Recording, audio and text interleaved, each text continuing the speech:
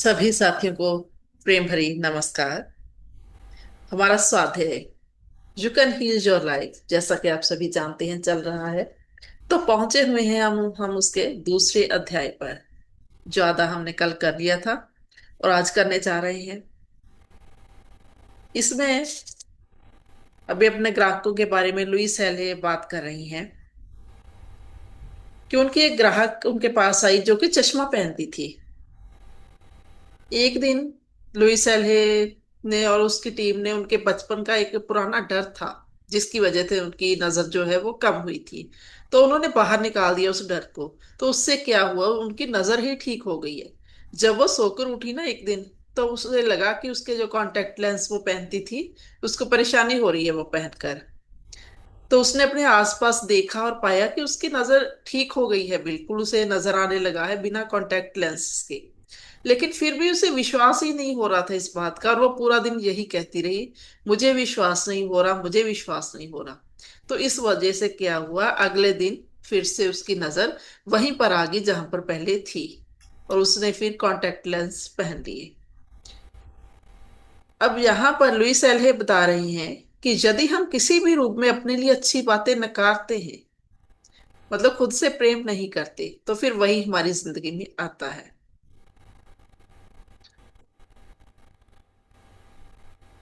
तो जैसे उन्होंने कहा कि हमारे अवचेतन दिमाग में विनोद की कोई भावना नहीं होती। उसे यकीन ही नहीं हुआ उस लड़की को कि उसने अपनी आंखें पूरी तरह ठीक कर ली हैं। अब ये क्या है, वो कहते हैं कि विल पावर, आत्म शक्ति का अभाव है ये। खुद से प्रेम ना करने का ये एक और भाव है। और एक और वो उदाहरण दे रही हैं कि टॉम नाम का एक लड़का था जो कि बहुत ही अच्छा कलाकार था, और उसके पास कुछ अमीर ग्राहक भी थे जिन्होंने उसे अपने घरों में एक दो दीवारें सजाने के लिए कहा था। लेकिन फिर भी अपने ही सही बिल पेश करने में बहुत पीछे था। मतलब ये कि वो पैसे ले ही नहीं पाया उनसे जितने के उसे लेने चाहिए थे। वो बहुत ही कम पैसे ले रहा था अपनी सेवाओं के लिए। जो भी व्यक्ति, वो कहते हैं, कोई भी अलग सेवा प्रदान करता है या एक अद्वितीय उत्पादन का सृजन करता है, वो कोई भी मूल्य मांग सकता है। क्योंकि पैसे वाले जो लोग होते हैं, अपने लिए किए गए किसी भी काम के लिए वो अच्छा भुगतान करना हमेशा पसंद करते हैं। वो उनके उत्पाद को और ज्यादा मूल्यवान बनाता है। लेकिन वो ऐसा कर ही नहीं पाया, जिस वजह से उसकी जो आमदन थी वो कम ही रही।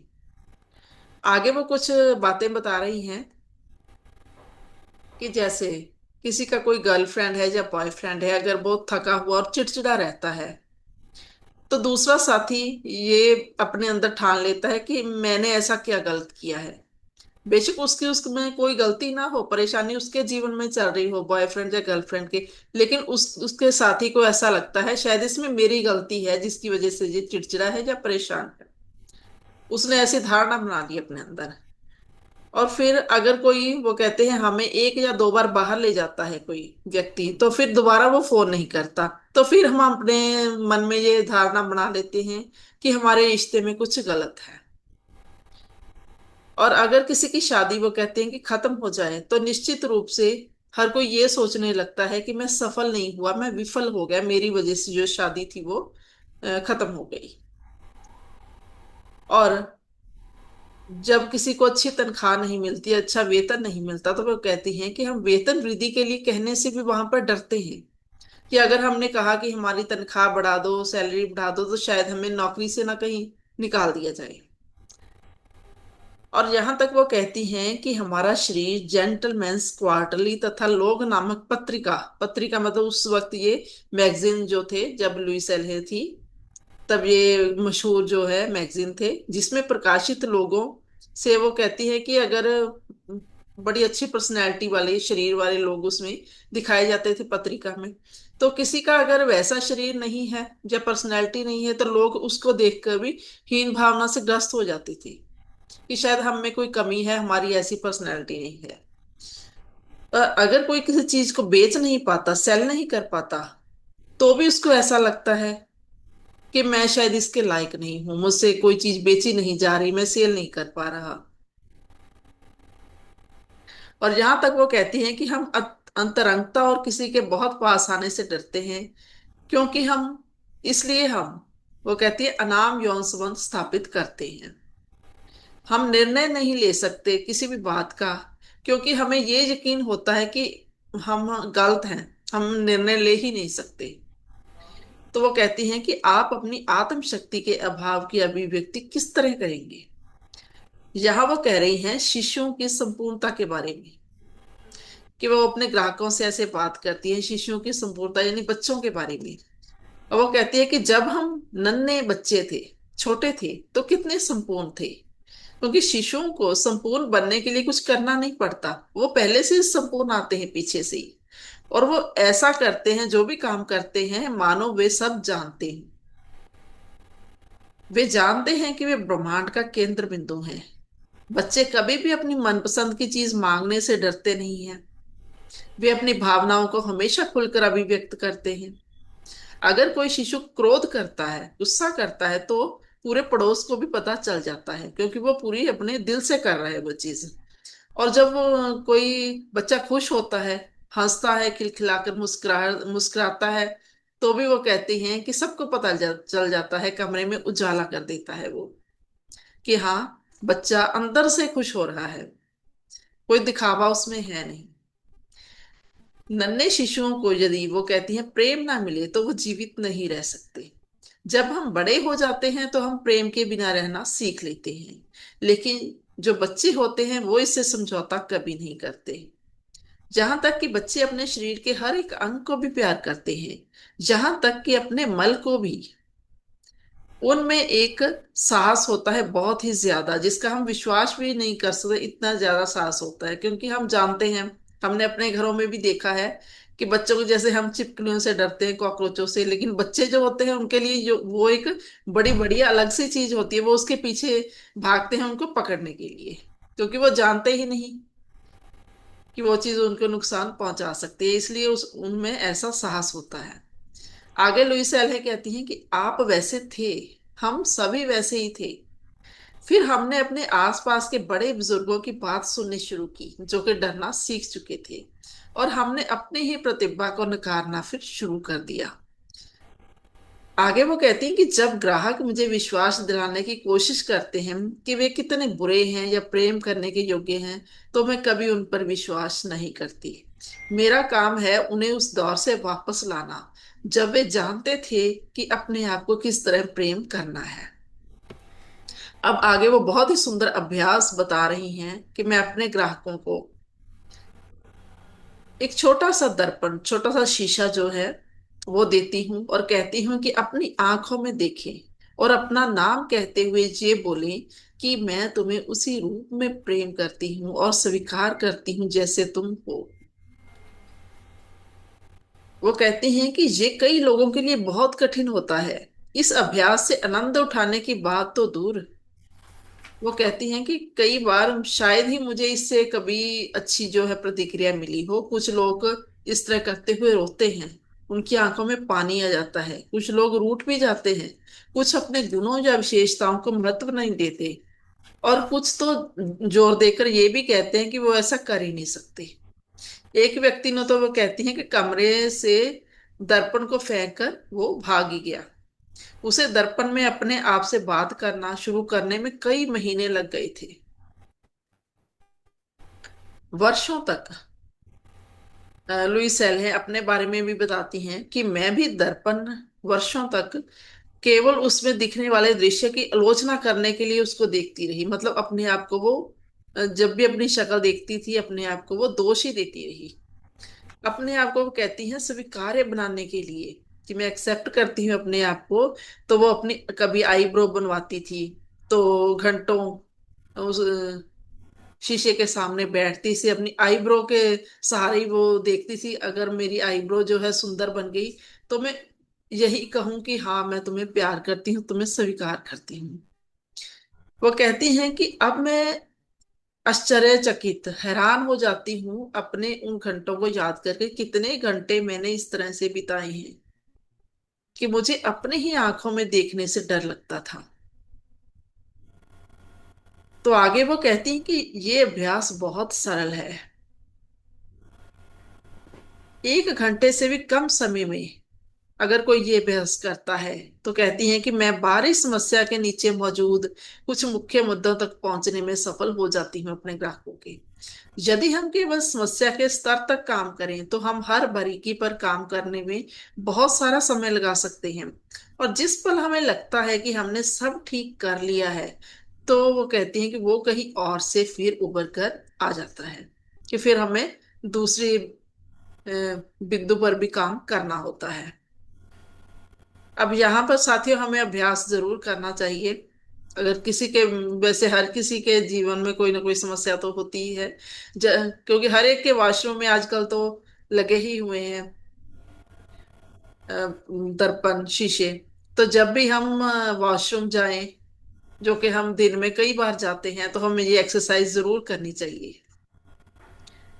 और आगे फिर लुइस एल है कहती हैं, एक और ग्राहक के बारे में बात कर रही हैं, कि अपने दांतों को लेकर एक औरत थी। वो काफी सोचती रहती थी, उसको अपने दांत अच्छे नहीं लगते थे, उसने कई डेंटिस्ट बदले इसके लिए। लेकिन हमेशा वो यही महसूस करती रही कि हर किसी ने उसके चेहरे को और भद्दा बना दिया है। फिर उसे ठीक करवाने के लिए उसने क्या किया, अपनी नाक ठीक करवाई, कि शायद मैं अपनी नाक की वजह से अच्छी नहीं लग रही। लेकिन उसे फिर भी सेटिस्फेक्शन नहीं हुई, वो कहती रही डॉक्टरों ने ठीक से अपना काम नहीं किया। लेकिन हर व्यक्ति इस उसके इस विचार को प्रतिबिंबित कर रहा था कि वो बदसूरत है। उसकी समस्या, वो कहती है, कि उसका रूप नहीं था, बल्कि उसका ये विश्वास था कि उसके साथ कुछ गड़बड़ है। और एक और वो अपने ग्राहक के बारे में यहाँ बात कर रही है, कि जिसकी सांस से बदबू आती थी, दुर्गंध आती थी। उसके आसपास रहना असहज था। वो मंत्री बनने के लिए पढ़ाई कर रही थी, और उसका जो बाहरी जो व्यवहार था और चरित्र था, वो बहुत पवित्र था और आध्यात्मिक था बाहरी तौर पर। तो उसके नीचे, वो कहती है, दबे हुए गुस्से और ईर्ष्या की एक लहर थी, जो तब बाहर आती थी जब उसे लगता था कि कोई उसके पद के लिए खतरा बन सकता है। उसके अंदरूनी विचार उसके सांसों से अभिव्यक्त होते थे, और प्रेम भरा होने का दिखावा करते समय भी वो एक तरह से आक्रामक ही होती थी। किसी और से उसे, वो कहती है, खतरा नहीं था, बल्कि खुद से ही उसे खतरा था। और एक और गाहक के बारे में वो बात कर रही हैं, कि एक 15 वर्ष का लड़का था, छोटा सा, जब उसकी माँ उसे उसके पास लेकर आई, लुई सलहे जी के पास। उसको एक रोग था, यकृत बढ़ने का रोग। तो उसके पास डॉक्टरों ने जवाब दे दिया था, कहा था कि 3 महीने के अंदर ये लड़का है जो मर जाएगा। तो इससे उसकी माँ, स्वाभाविक रूप से हम समझ सकते हैं, बहुत परेशान थी। तो वो उनके पास लेकर आई। वो लड़का, वो कहती है, कि बहुत ही बुद्धिमान और चतुर था, और वो जीवित रहना चाहता था। तो इसके लिए वो लुईस एल्हे जी की हर बात मानने के लिए वो लड़का तैयार था, जिससे उन्होंने उसके सोचने का, बोलने का तरीका भी बदल दिया। उसके जो माता पिता दोनों थे वो अलग हो चुके थे, और वो हमेशा बहस करते रहते थे। तो इस तरह से एक तो उनको ये बात पता चली कि उसका जो लड़के का घरेलू जीवन है वो व्यवस्थित नहीं है।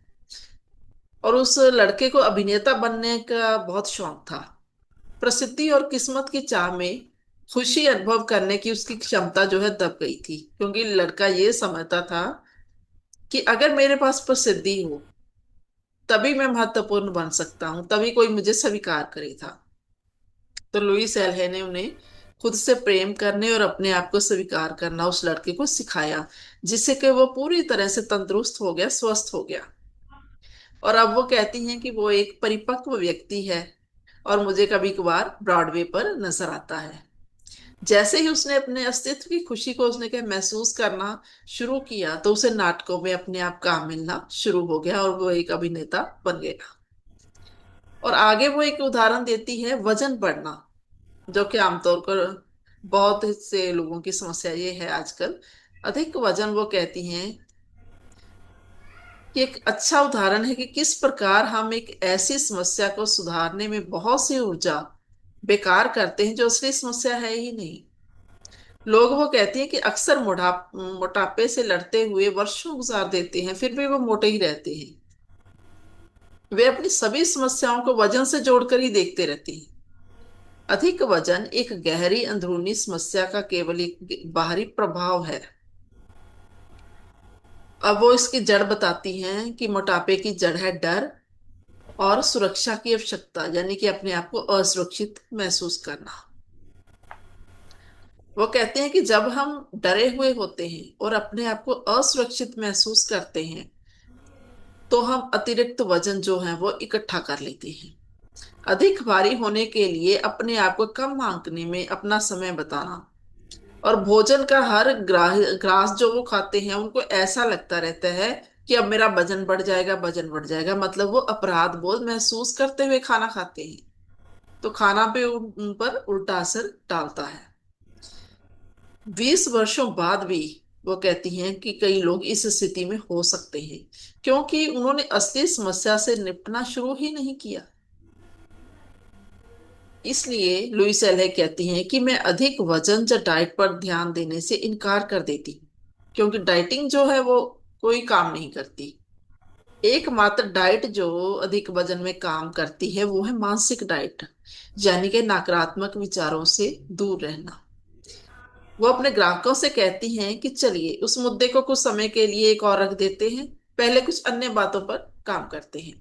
मतलब वो अपने ग्राहकों की ये मोटापे वाली बात नहीं सुनती, और बातें उनके साथ करती हैं ताकि उनका ध्यान है उधर जाए, मोटापे से हट जाए। तो वो कहती हैं कि अक्सर मुझे लोग बताते हैं कि वे अपने आप से प्रेम नहीं कर सकती क्योंकि वो इतने मोटे हैं। तो वो कहती हैं कि मैं उन्हें समझाती हूँ कि वो मोटे इसलिए हैं क्योंकि वो खुद से प्रेम नहीं करते। जब हम अपने आप से प्रेम और स्वयं को स्वीकार करते हैं, तो हमारे शरीर में हैरानीजनक रूप से जो है तब्दीली होती है और हमारा वजन कम होता है। कभी कभी लुईस एल कहती हैं कि मेरे ग्राहक मुझसे बहुत नाराज हो जाते हैं जब मैं समझाती हूँ कि अपना जीवन बदलना उनके लिए कितना आसान है। वे शायद ऐसा महसूस करते हैं कि मैं उनकी समस्याएं समझ नहीं पा रही।